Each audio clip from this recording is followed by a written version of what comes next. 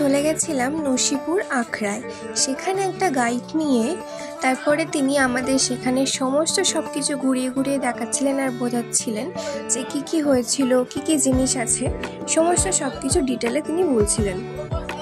এখানে নবাবদের ব্যবহৃত জিনিসপত্র, আসবাবপত্র, রান্নাবান্নার জিনিসপত্র, খাট, গাড়ি, এমনকি সোনার বিভিন্ন ধরনের কয়েন এবং রূপোর রথ সব কিছুই ছিল এখানে। সব কিছু আমরা ঘুরে ঘুরে দেখেছি।